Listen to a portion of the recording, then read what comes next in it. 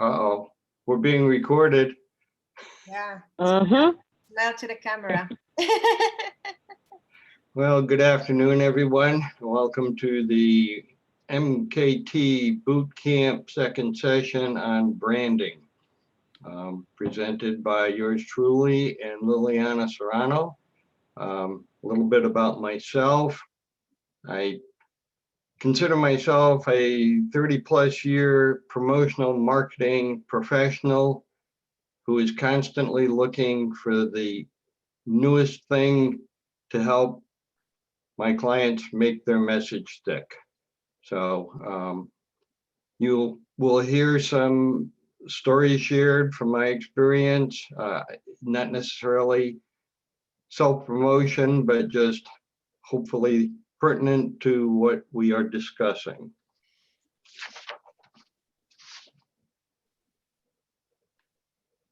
This is the branding workshop. I think we already established that. Any questions on that? Anybody thinking that we were looking for the LinkedIn?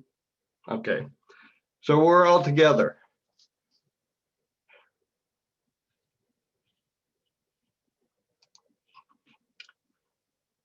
There'll be a test on this at the end of the session. Need to have you be able to relay it word for word, but for the moment, we'll just kind of skim through it. I've often heard that when a speaker is doing a presentation that they should tell the audience what they're going to say. They should say it and then remind them of what was said. So branding is what your business needs to break through the clutter and grab your ideal customers' attention. It's what transforms first-time buyers into lifetime customers and turns an indifferent audience into broad evangelists. It's what you need to stand out, make an impact, and take your business to the next level.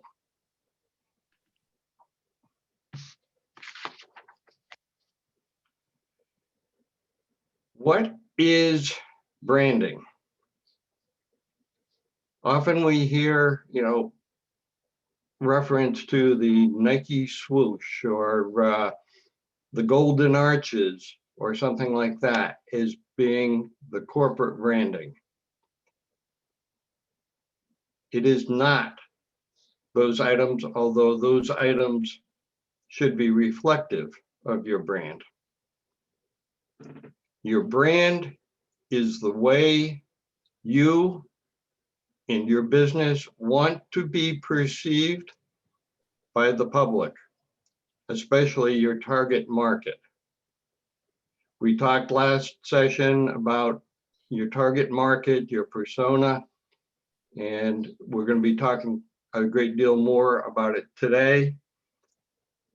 If there's one thing that you can take away from the session, it's this definition. And I want to emphasize the fact that it says the perceived. So you may think that you have the best, least expensive, greatest value, and that's your brand. But if your target market or your buying public or your prospects don't think the same, then that is not your brand. Three things, to my mind, determine what your brand is: product, presentation, and personnel.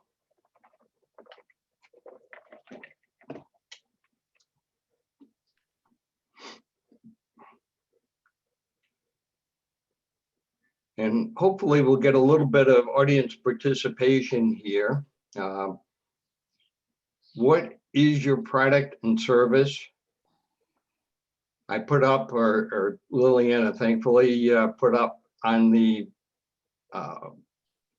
PowerPoint slides 4 different logos. Who can recognize the first one? Okay, somebody said Domino's, McDonald's. Third one's And the fourth one are kind of self-explanatory, Panera Bread and Mill on the River. What about those four are the same or similar?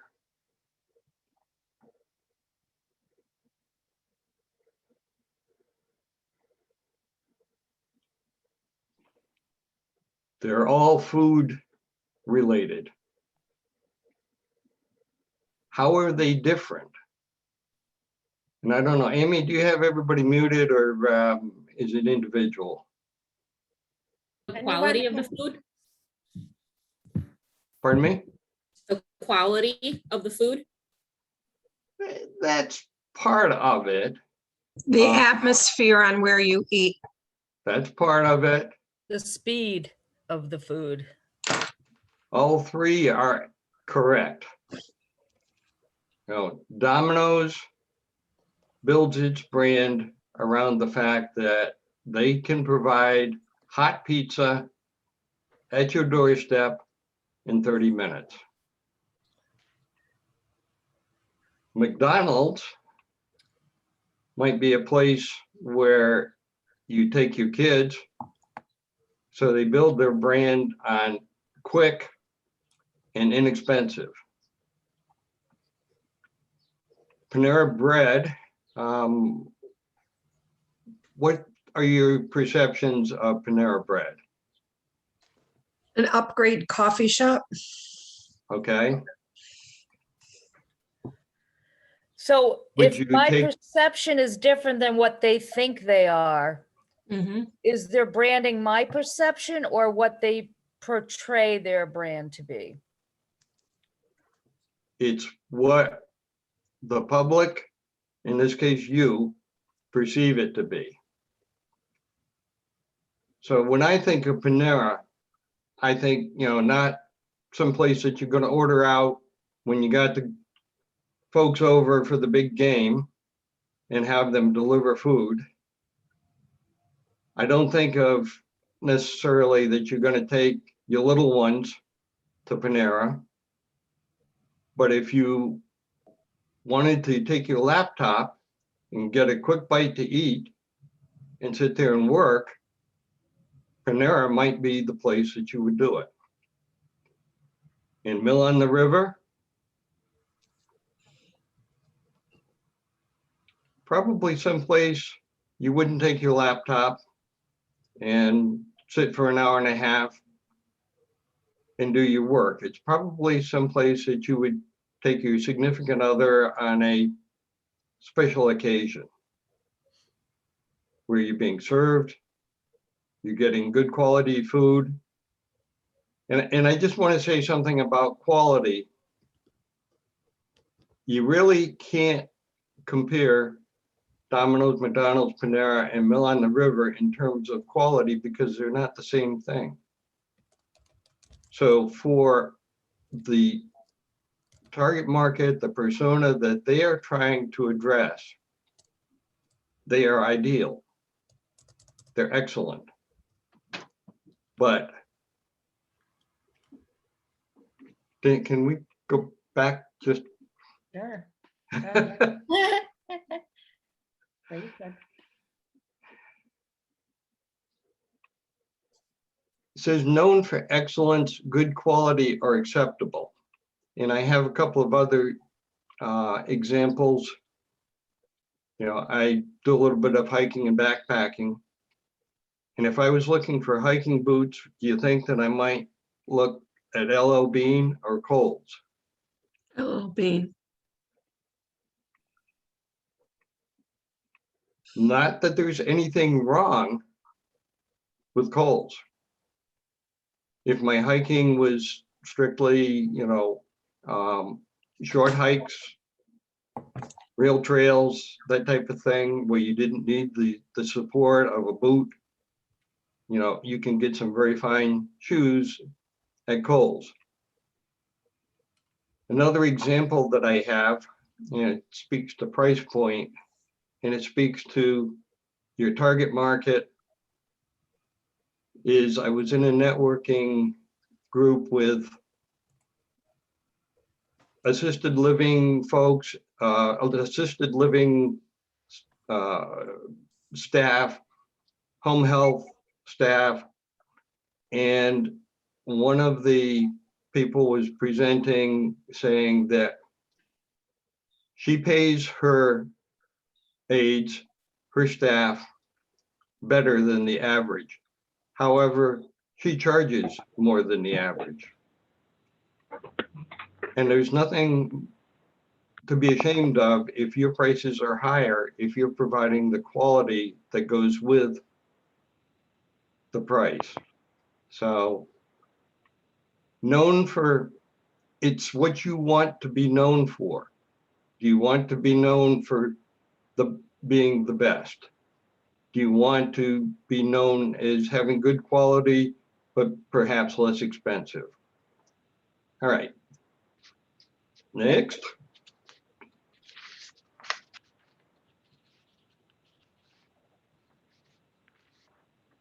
How is your presentation? If you have a storefront, are you well signed? Can people find you? Are your hours posted? Is the merchandise clean and well displayed? And again, I'm not necessarily making a value judgment, because a dollar store, you might question whether it was clean and well displayed. It may not have the staff to put everything back on the racks in the appropriate places, but you may pay less than you would somewhere else for the same product. Depends on what target market you want to appeal to. I can remember the company that I worked for before I bought my company, and having a customer come in and pick up a sample mug and look down on the bottom, and it was brown from dust and dirt. That was not good presentation. Your website, is it easy to navigate and find products? Is supporting information accessible? Is the ordering process simple? And I need to hang my head a little bit on this one, because as I was preparing to present today, I looked at my own website and realized that it really is not that easy to navigate. If you're looking for some water bottles, unless you talk to me and I guide you through the process of the website, you're probably going to get very frustrated, because you're going to click on something that says drinkware, and you'll click on something that says bottles, and the response will be 10,000 plus choices. I don't know about you, but I don't have a lot of time to wade through 10,000 choices to find a water bottle to promote my company. We have any questions so far? Okay. I was about to say, this is probably the most important aspect, but I think they're all equally important. So yourself and your staff, your corporate culture. Are you friendly and welcoming, whether you have a storefront or a phone line? I said that, I'm disappointed in my own website, and I'm working on resolving that. But I'm very, very proud, and I would encourage anybody that is willing to call our office, because the person that most frequently answers the phone, Marcia, will always greet you like a long lost friend. Hi, how are you? What can we do for you? Knowledgeable. And one of the things that I tripped over early in my sales experience was that people expected me to know everything. Well, I'm not a know-it-all. I'm still not a know-it-all. But the key here is I know where to find the answer. And I get the answer. And I get back to you. Trustworthy, dependable, supportive, all key to who you are and who your company is. I said something, I said, I'll get back to you. It boggles my mind that when I get an inquiry by email, which is most frequently what happens, and I respond, and I do my best to respond within 24 hours, to have somebody come back to me with, thanks for getting back to me. Is that not common sense? Is that not normal? I don't know, but that's part of who I am and who you are as a brand. Do you get back to people? Do you answer their questions? And social consciousness and community minded, it's not just about making money. I don't know if it ever was, but it's about being a responsible part of your community. Quite a while ago, my son told me about Disney having a program where people whose eyes were such that they could not be out in the sun, Disney would open for them at night, a couple of times a year. And it was a good thing for the people that were able to take part in this, but you can be sure that Disney made sure that the marketing people and their staff knew what was happening too. So when you and your company are involved in the community, are involved in supporting the community and agencies, that's part of who you are, that's part of your brand.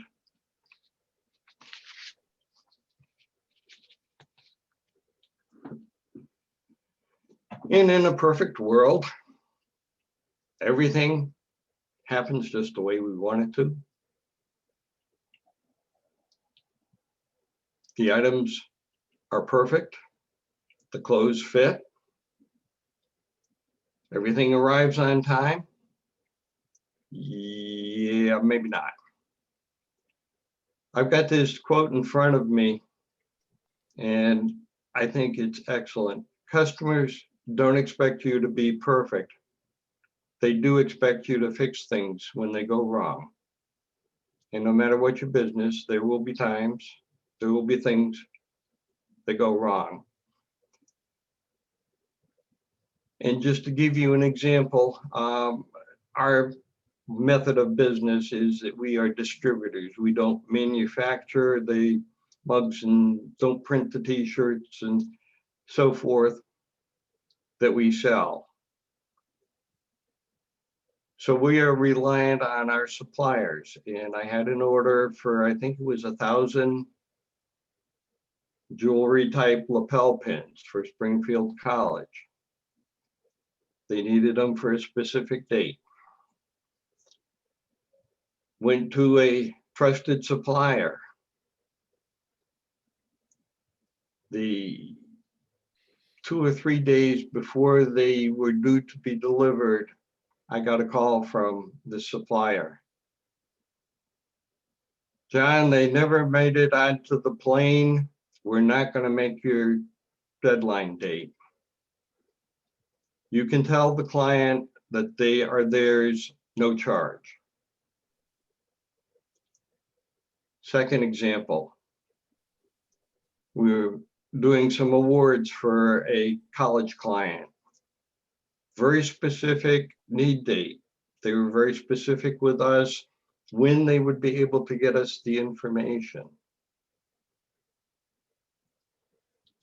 We, I believe, did our due diligence in checking with the supplier, explaining to them that we would have all the information to them by April 22nd, and they needed them by May 6th, and could they do it?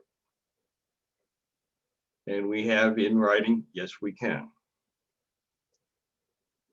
A week before, we get an email saying, we won't be able to meet your need date without expedited shipping. Well, I suppose technically they made the need date, but the customer ended up paying for expedited shipping that I didn't think was right.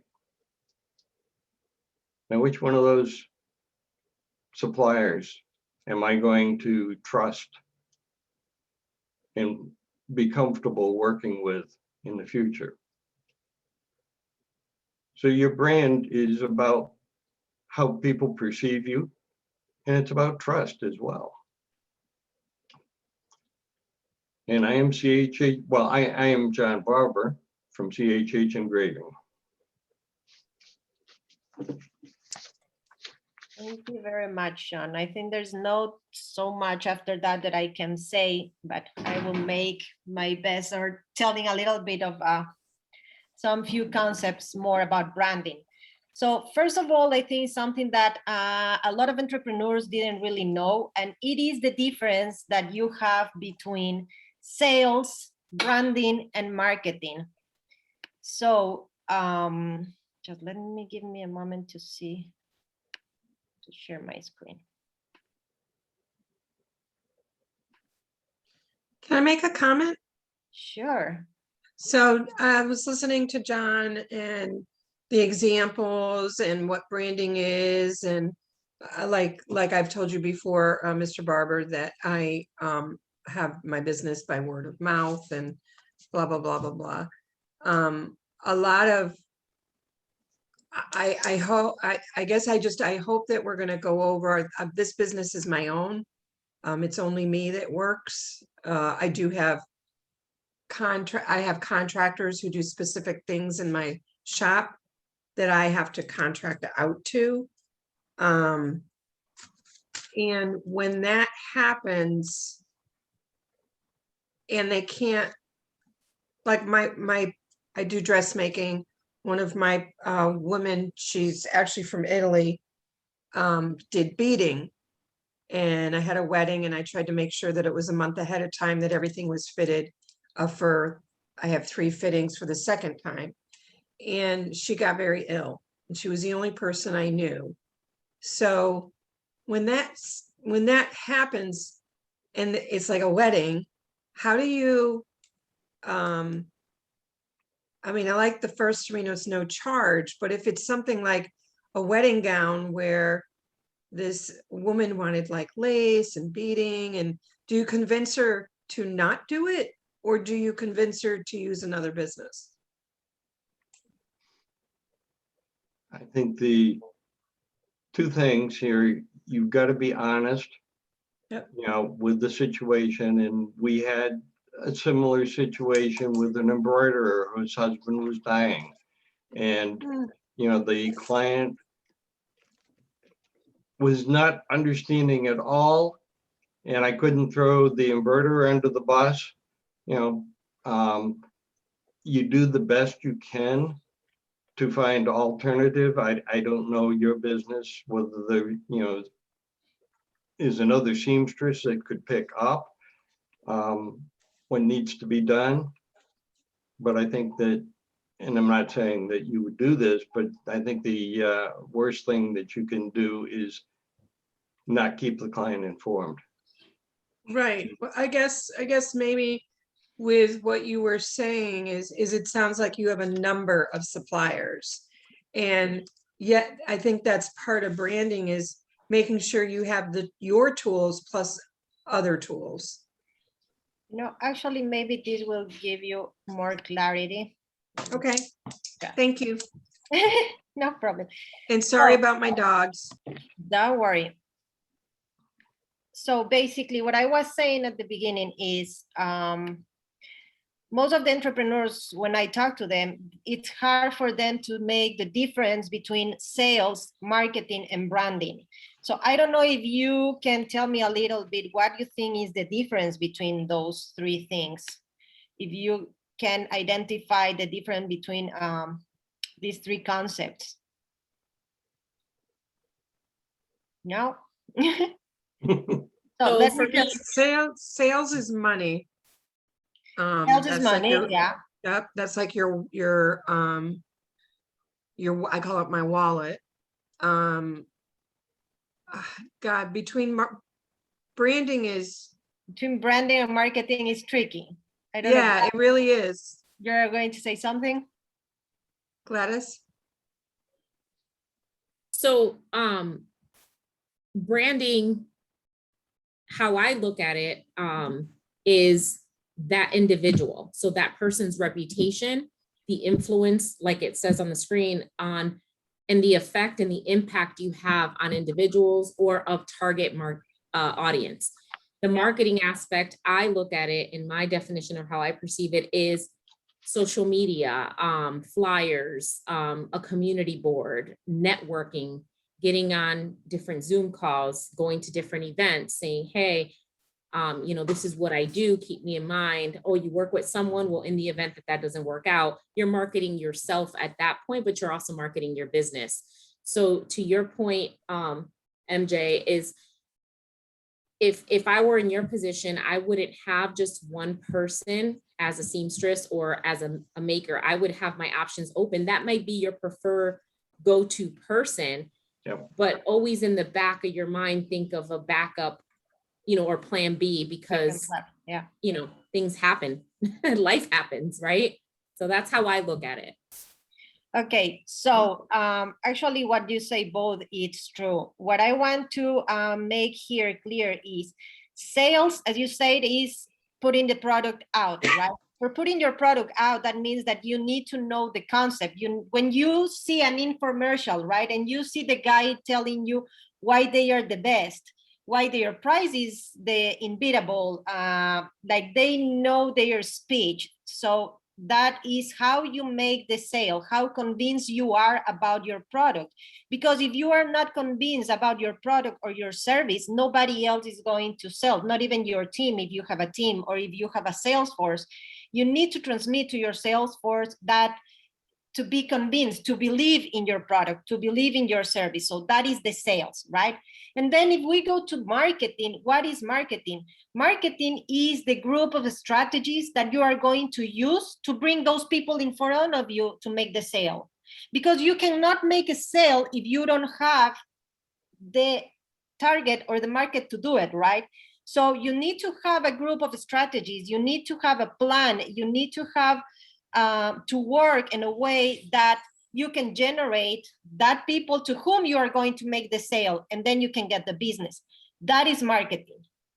And then the third part is the branding. And why I put this in red is because all these three things go together, but branding basically is the influencing. So the branding, you don't sell with branding, you don't generate sales with branding, but branding is what stays on your persona's mind.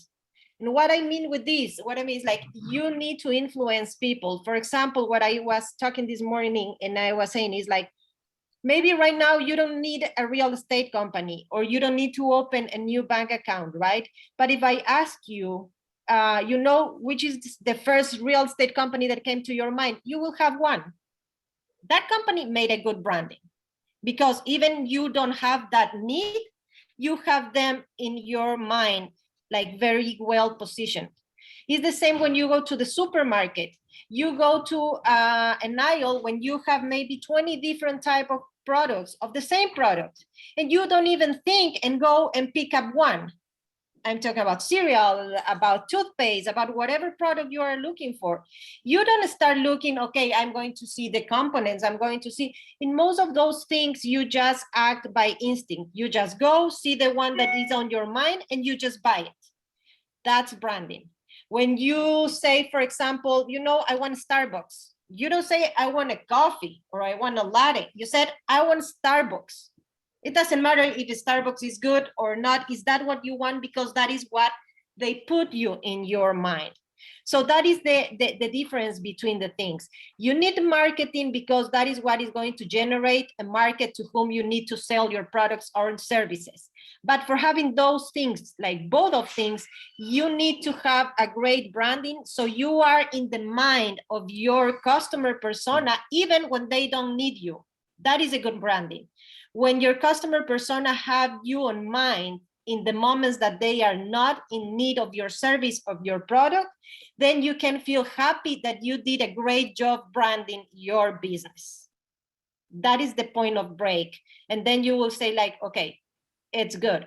And it's good that if that you are in mind in a positive way, because you can also kill the brand when that brand gets a bad prestige, and then that is spreading. And when they ask you, no, never go there, that's the worst. There is very hard to recover the trust on your customers. When they get a bad experience, you need to create a strategy to recover that bad, because if that starts spreading, then they can kill a brand. So here is your big challenge in business, talking about branding. And is what I was talking just a moment before, how to become people's choice before they actually need one. So you need to get into your target persona. And that's what we talk when we are talking about the marketing plan, right? You need to have a very good research about which is your target persona, because you need to work on them even in the moments they are not in need of you. So that the moment they are going to make the decision, they already have unconsciously that decision made.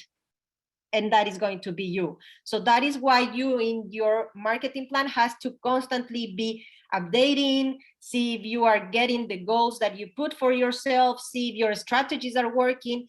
The marketing plan is something that is very flexible, so you can be adjusting depending on what you come or you found during your journey.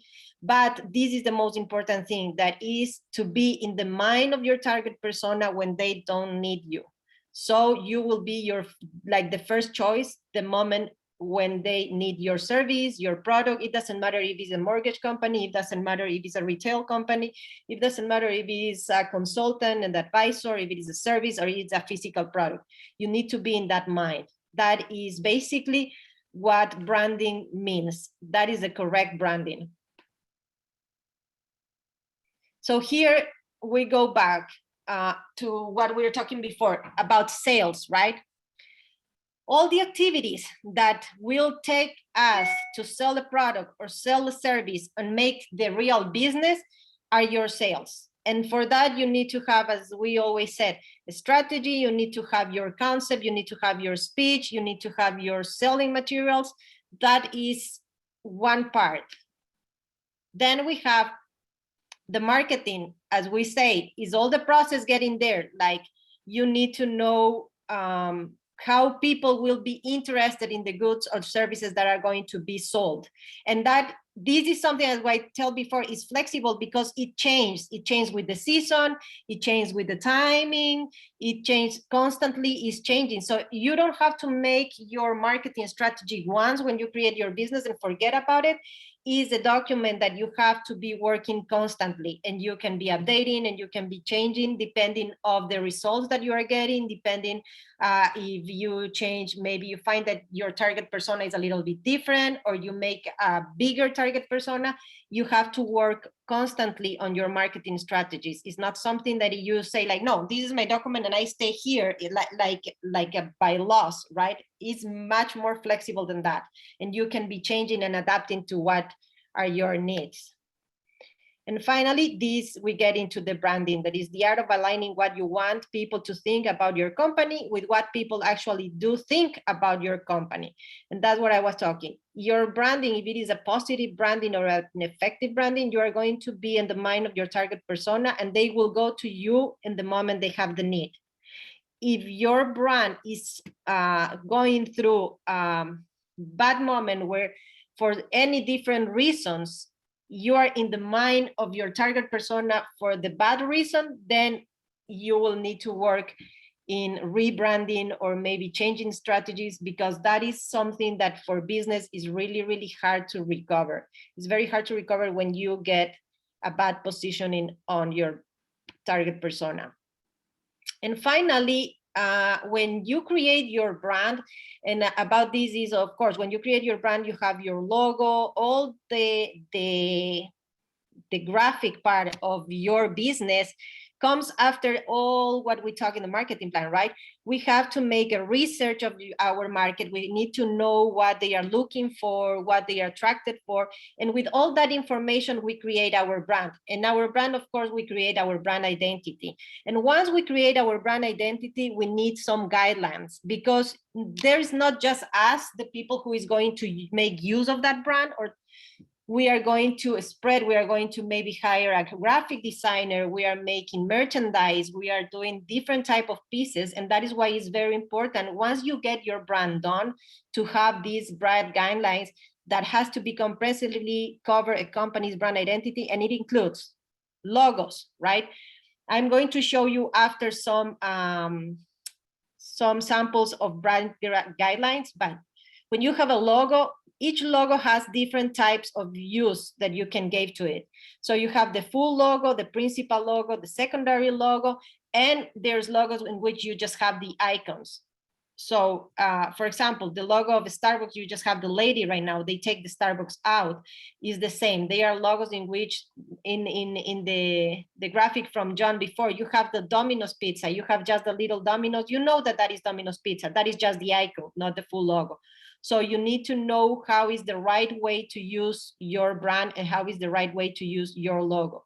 Then the color palette, you have the primary and the secondary colors of your logo. Then you need to know which combinations can be used if you want to use them for a t-shirt, if you want to use your logo for business cards, for banners, for roll-ups. You need to have very clear those guidelines of what you can do and what you cannot do, because you are going to kill and you're going to harm your brand if you don't use the right guidelines. Like the same with the typography, where once you create your brand, you're going to have font styles and sizes and spacing. You need to be sure that in every piece of marketing that you made, they are respecting that, because if not, it is going to create, sometimes people say like, no, it's not that bad, or I cannot tell. You know, at the end, it affects. So you have to be very careful in that. That is how a little example. Guidelines are used by designers, writers, and anyone else using your brand. Sometimes, as I was saying, you need to send, somebody say to you, you are going to sponsor an event, you are going to sponsor the golf tournament, right?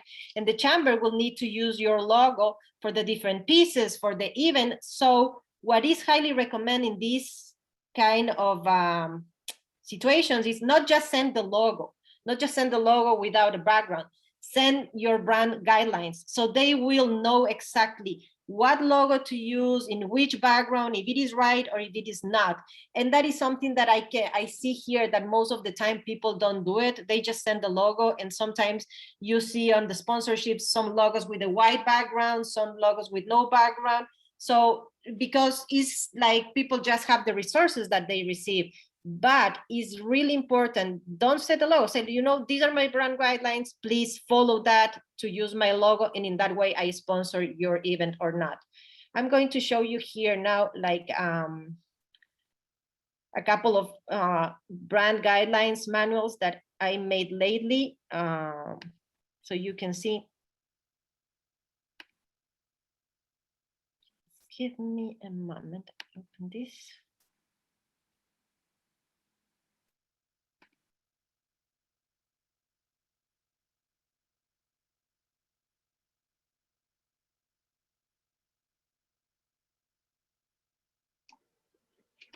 While she's looking for that, I tell the story.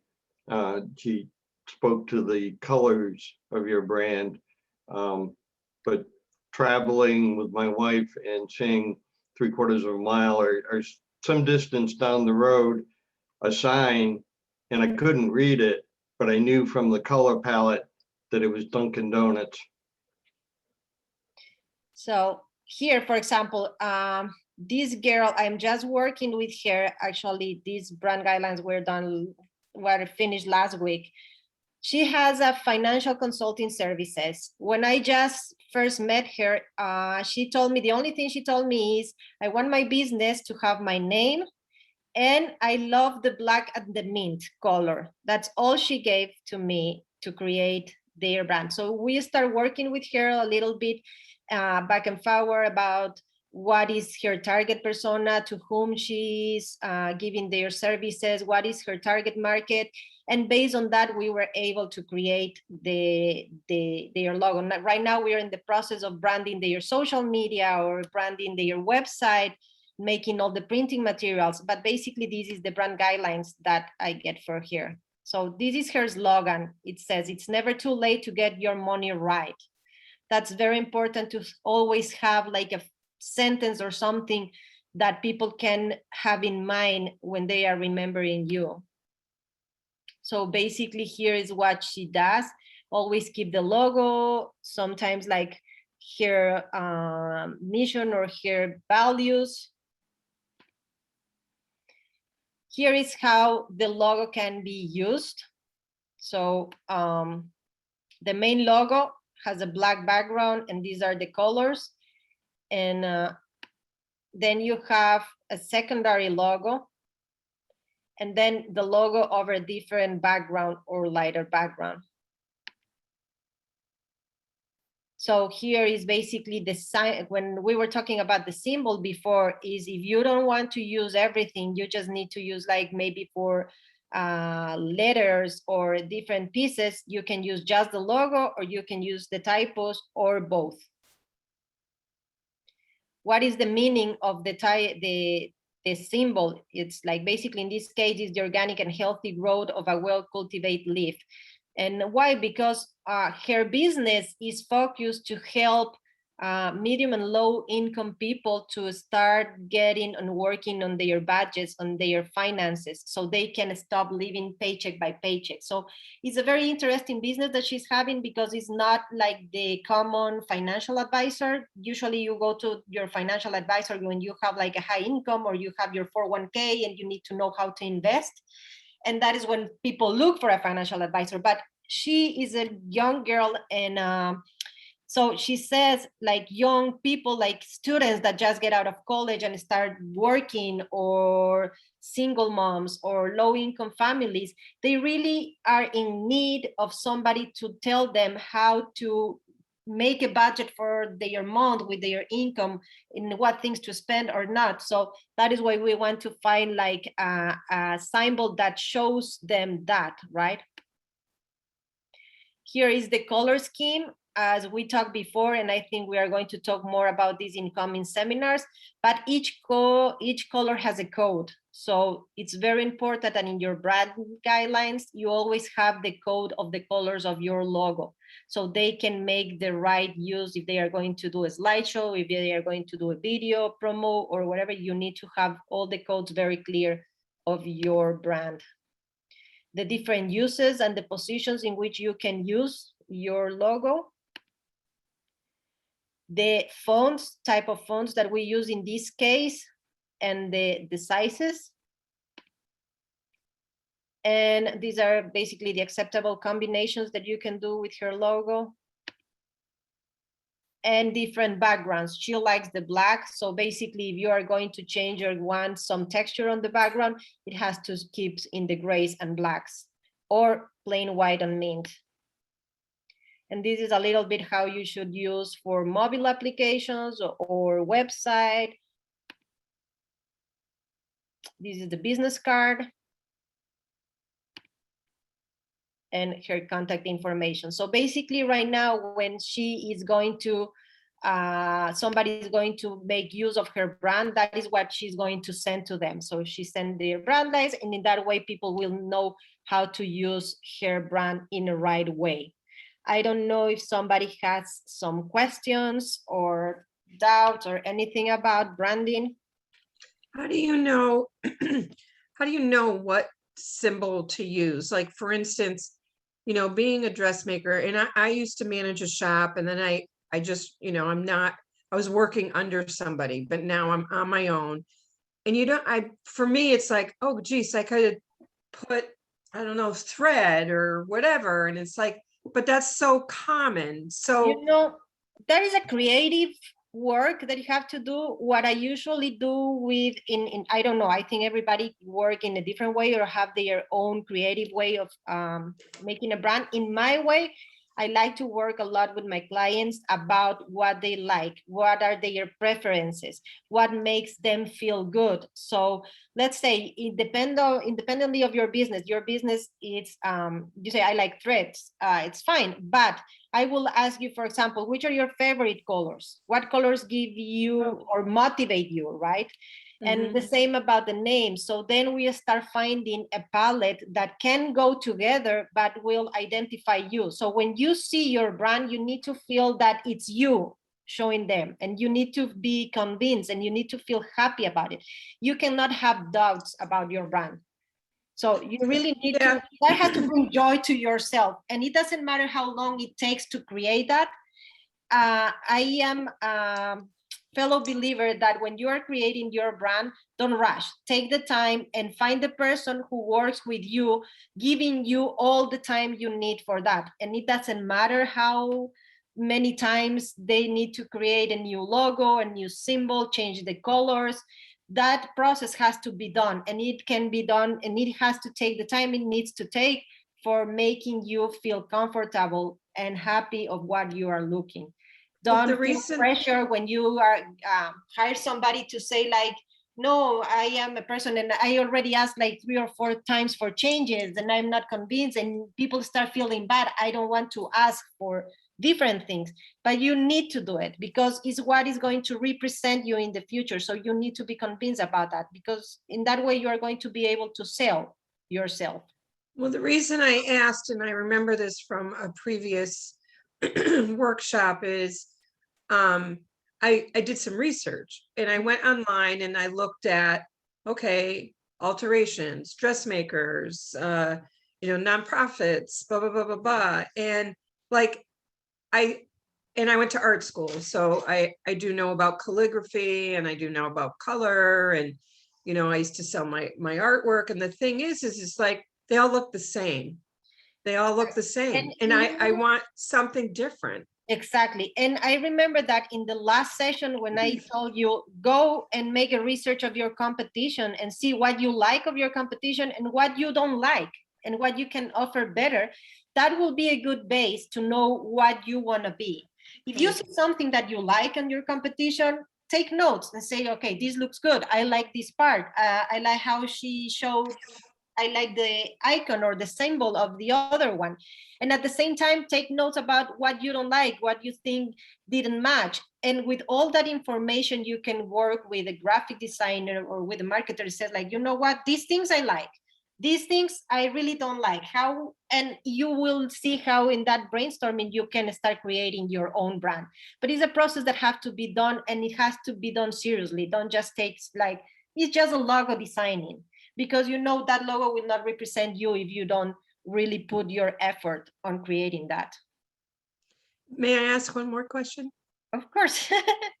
Okay, so when you talked about the codes and the colors and whatever, so if I was to call up John and say, John, I need 50 cups that are 100 cups I'm giving away at my ribbon cutting ceremony, I would give him all of that information? Yeah.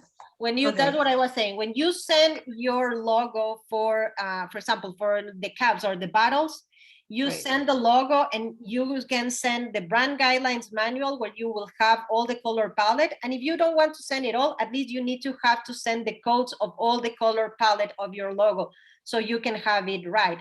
Why the brand guidelines is because there you will find the different uses that you can give to the logo, because sometimes it happens that when you are going to print t-shirts or you are going to make broidered, for example, t-shirts, it happens that in those cases you cannot use exactly all your colors, right? So sometimes, for example, there is just, you can just draw it in 3 colors and your logo has 5 colors. So you must have an application of how to use in that type of article. So that is why it's very important first to send the codes and the palette and the different uses. Some people, if they cannot use the full Pantone of their logo, you have a black and white options or an option in grays. So it's very important because then you will not get any kind of distortion on your logo when you are using. So that is why it's very important to have your brand guidelines. Thank you. You're welcome. I don't know if somebody has any other question about branding. No. I want to remind everybody, first of all, say thank you very much for coming today. I hope this was a little bit useful, knowing a little bit more about brand. And I want to remind the coming session in 2 weeks, right, Amy? I don't know if Amy's there. Yep. So I don't know if you want to remind everybody the coming session and what it is about and how they can register. Yeah, so on June 10th, we have our Writing for Marketing workshop with Jill, and that's same time at 3 p.m. And then following that, on June 24th, we have our Headshots and Bios workshop at 3 p.m. On July 8th, we have Web Optimization. On July 22nd, we have Google My Business. On August 5th, we have LinkedIn. And then we're going to end it on August 19th with email marketing. That's awesome. So you can register for all of those or any specific ones on our website at southwindsorchamber.com. Just go under the events tab and you can get more information there. You can register and all that good stuff. And If I could also, this is Jill, if I could just offer to anyone who plans on attending the next workshop about writing, if there's anything that you've been trying to figure out how to write, whether it's an elevator speech or an about us paragraph for your LinkedIn profile or boilerplate that you would want to put on a press release, if you're just having trouble, this is going to be kind of a workshop that maybe we can help each other with those kind of things. So please actually, if you could email it to me in advance, it's jill@tansha.com. And that way we can, work on some real life examples if you'd like. that sounds like Could a you plan. put that in the chat, Jill? Your Sure. email? Yeah. Thank you. And also, I want to remind everybody that today's PowerPoints and presentations are going to be sent to your emails as well as the link of the session so you can watch it again. It is going to be public at the end of the 8 sessions on the Chamber YouTube channel. But while that, if you want to just check, go over things, you will receive on your email soon the session today plus the link of the recorded link. So I hope this was useful, and don't hesitate to contact me, and I'm sure the same way John, if you have any other questions or if you want to go a little farther or deeper about in branding or about marketing or whatever, any other question that you have, it will be a pleasure to chat with you or get in touch with any of you. So thank you very much for joining us today. Thank you in the name of the Chamber of Commerce, and I hope to see you all in 2 weeks. Thank you, Liliana. Thank you, Liliana. John. Thank you. you, Have a everyone. great weekend, everyone.